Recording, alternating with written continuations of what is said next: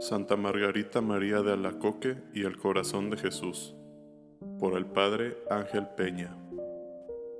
Grabado por FSM Radio.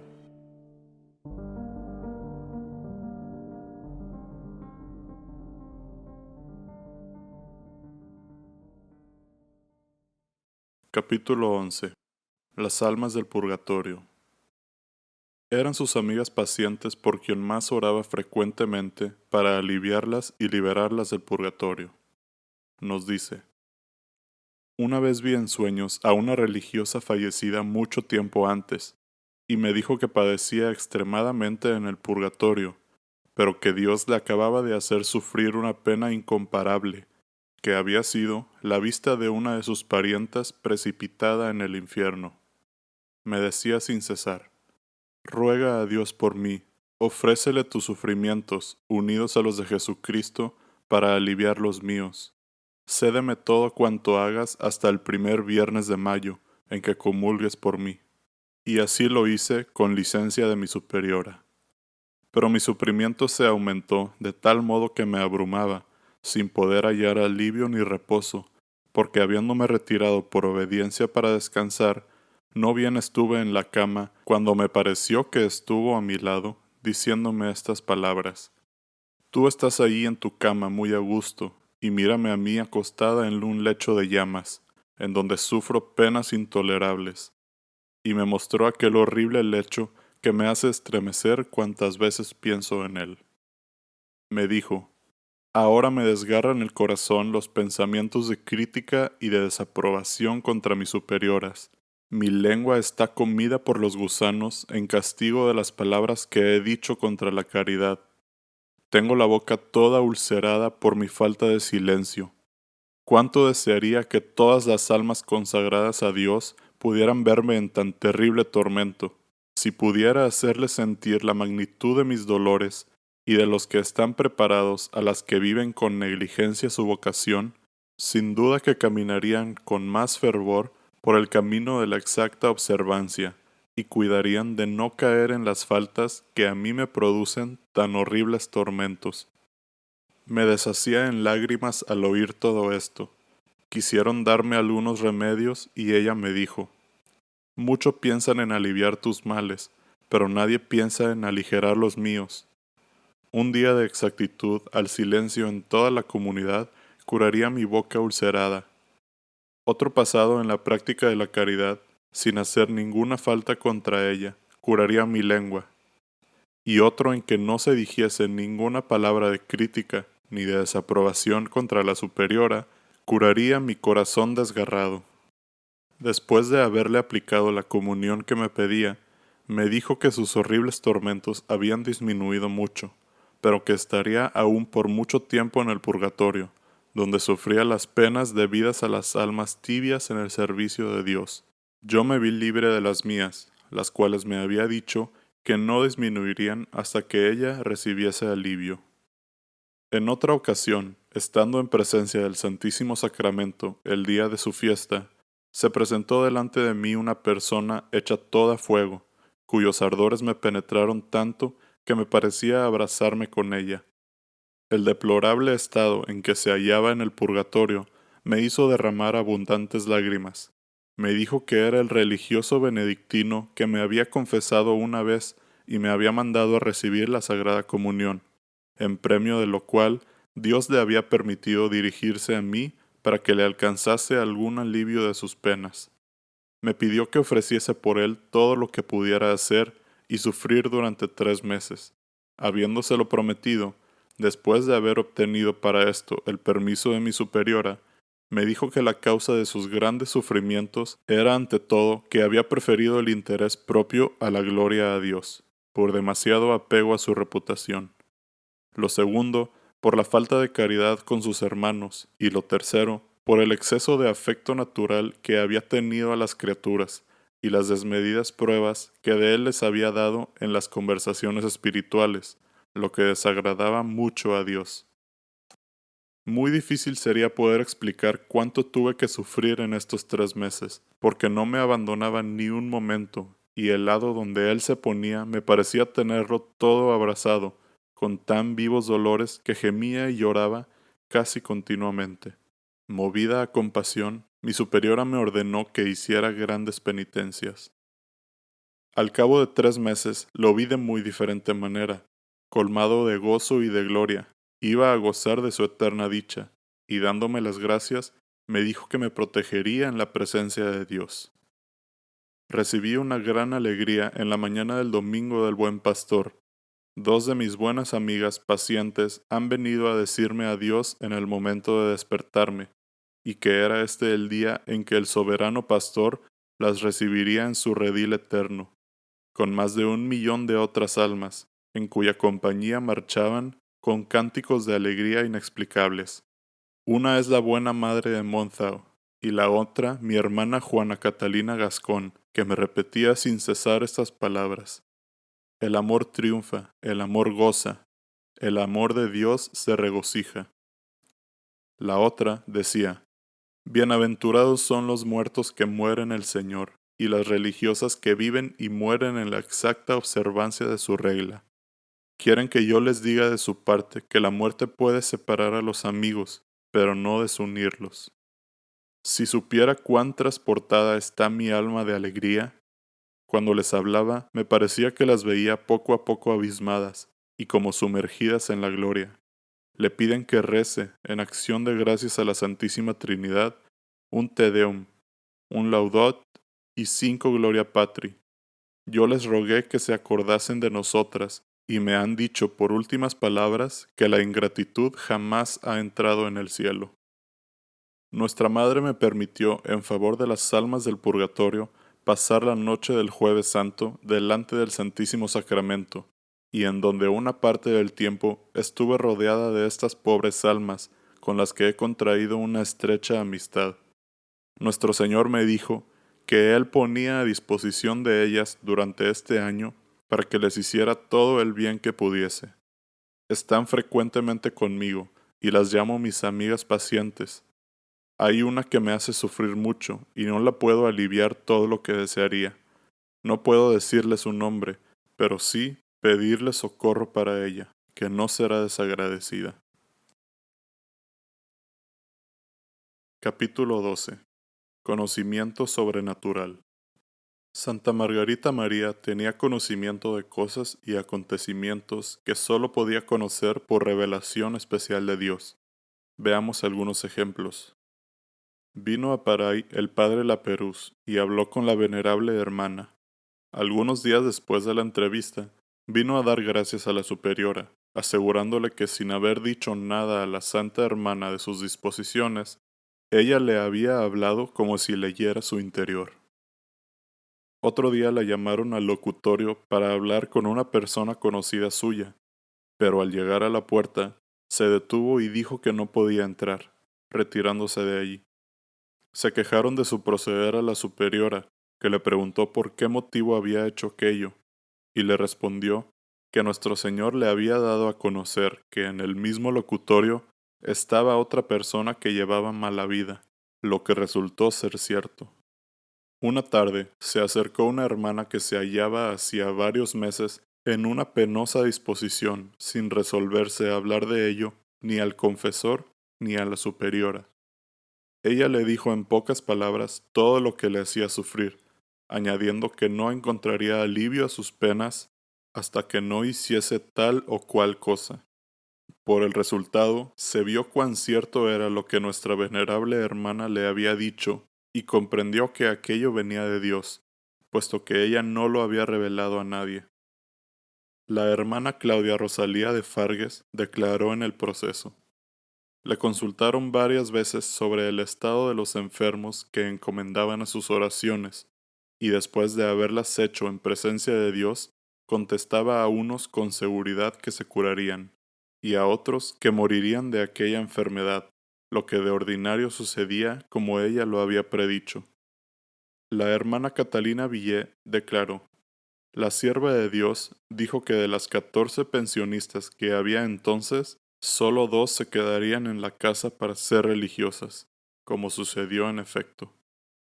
Su hermano Crisóstomo testificó en el proceso que estando gravemente enfermo su hermano Santiago, cura de Bois-Saint-Marie, había sido desahuciado por 3 médicos. Ya no veía, ni oía, ni conocía, ni podía comer nada. Entonces él envió un mensajero para comunicárselo a su hermana Margarita María, al convento de Paray.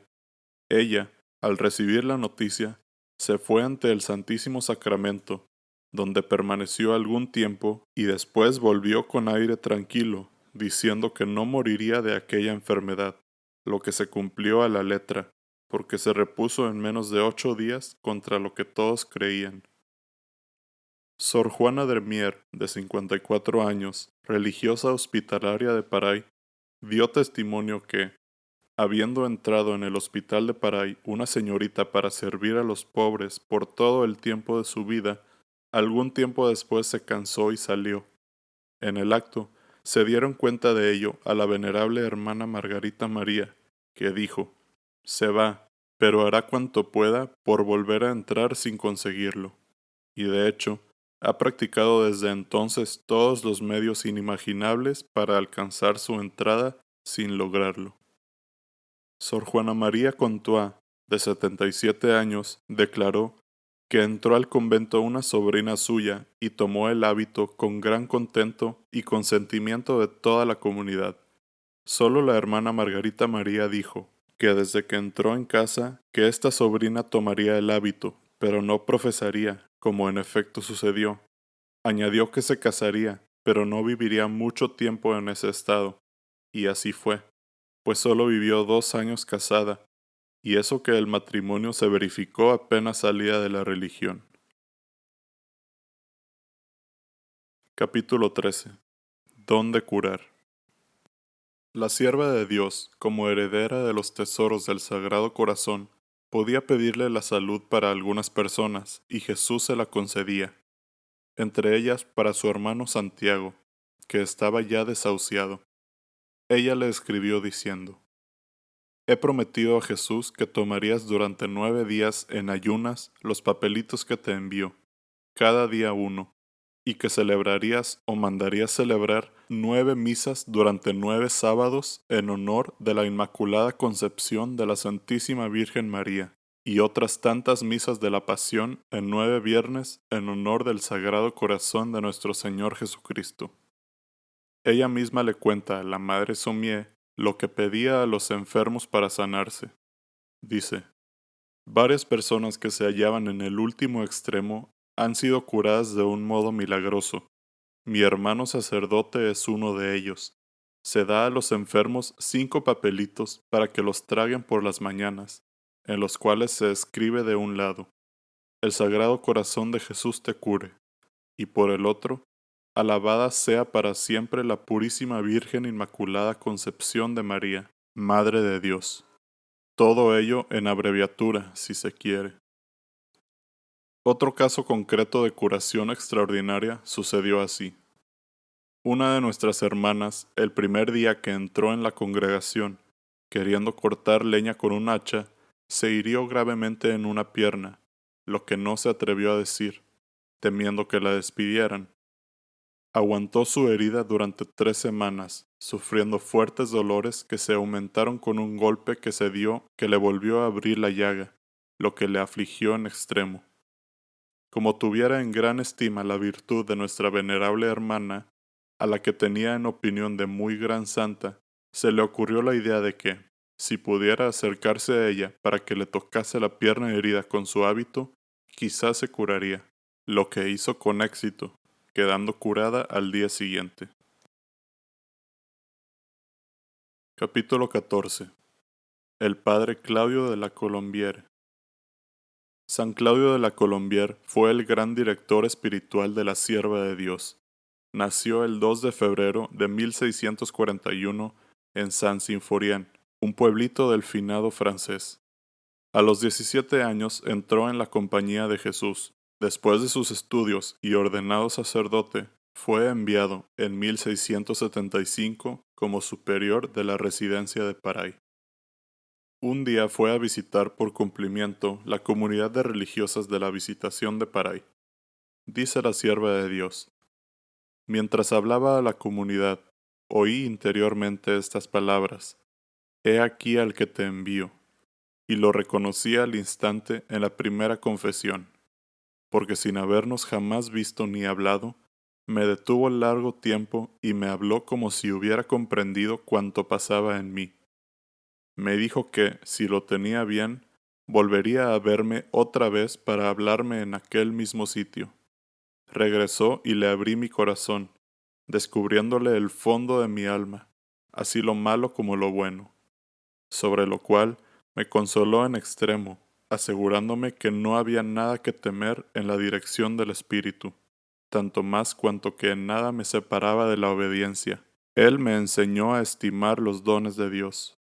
En otras entrevistas con este santo director quedó asegurada de que iba por buen camino, a pesar de las habladurías de mucha gente que la consideraba visionaria e hipócrita.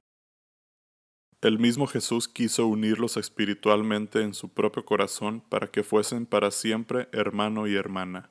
Así lo cuenta ella. Un día en que vino a celebrar misa a nuestra iglesia el padre Lacolombier, le concedió a nuestro Señor, y a mí también, grandísimas gracias. Al aproximarme a recibirle en la Sagrada Comunión, me mostró su corazón como un horno ardiente y otros dos corazones que iban a unirse y abismarse en él, diciéndome, así es como mi puro amor une esos tres corazones para siempre. Después, me dio a entender que esta unión era exclusivamente para la gloria de su Sagrado Corazón, cuyos tesoros quería que descubriese yo al Padre para que Él los diera a conocer y así publicarse todo su valor y utilidad. Para esto, quería que fuésemos como hermano y hermana, participantes de los mismos bienes espirituales. Presentándole yo entonces mi pobreza y la desigualdad que había entre un hombre de tan elevada virtud y mérito y una pobre miserable pecadora como yo, me dijo, las riquezas infinitas de mi corazón suplirán e igualarán todo. Háblale sin temor. El padre Claudio y Margarita María fueron los primeros en celebrar la fiesta del Divino Corazón de Jesús el 21 de junio de 1675. Ese día se consagraron eternamente a Él y se ofrecieron a recibir y sufrir todas las cosas para cumplir su voluntad. Los superiores enviaron al padre Claudio a Londres como capellán de la duquesa de York, futura reina de Inglaterra. Llegó a Londres el 17 de octubre de 1676 y comenzó su apostolado, fomentando en todas partes la devoción al Sagrado Corazón de Jesús y consiguiendo grandes conversiones.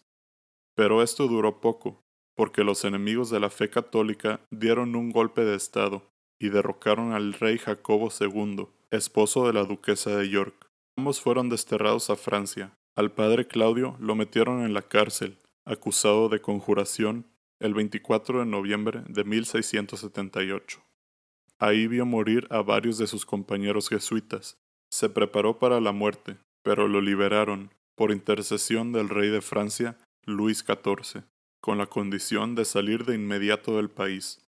El tiempo que pasó en la cárcel lo enfermó gravemente. Al regresar a Francia a principios de enero de 1679, estaba muy mal. Estuvo año y medio tratando de mejorar, pero no lo consiguió. Volvió a Paray en agosto de 1681, a ver si se curaba de su grave enfermedad. Antes de comenzar el invierno, pudo llegarse algunas veces al monasterio de la Visitación y hablar a la hermana Margarita María y a las otras hijas espirituales que en él tenía, pero no le duró mucho este estado de relativa salud. Los superiores trataron de mandarlo a su pueblo para que pudiera respirar los aires natales. Andaban muy adelantados los preparativos del viaje cuando se lo comunicaron a la sierva de Dios. Ella le envió un encargo, diciéndole que, si lo permitía la obediencia, no emprendiese tal viaje. En el papel que le envió decía, me ha dicho que quiere aquí el sacrificio de su vida, con lo cual se suspendió el viaje. El padre de la Colombiere murió en Paray el 15 de febrero de 1682. Al enterarse Margarita María, dijo, rueguen por él y procuren que se pida por su alma en todas partes. A las 11, la misma hermana habló ya de este modo. Dejen de entristecerse, invóquenlo, no teman nada. Nunca como ahora está en mejor disposición de pedir por nosotros y ayudarnos. Ahora no necesitan nada. Por la bondad y misericordia del Sagrado Corazón de nuestro Señor, disfruta ya en el cielo de un hermosísimo trono. Desde que murió hasta que se enterró, su cuerpo tuvo que satisfacer a Dios de alguna negligencia que tuvo en amarle en tierra. Fue beatificado en 1929 y canonizado por el Papa Juan Pablo II el 31 de mayo de 1992. Su fiesta se celebra el 15 de febrero.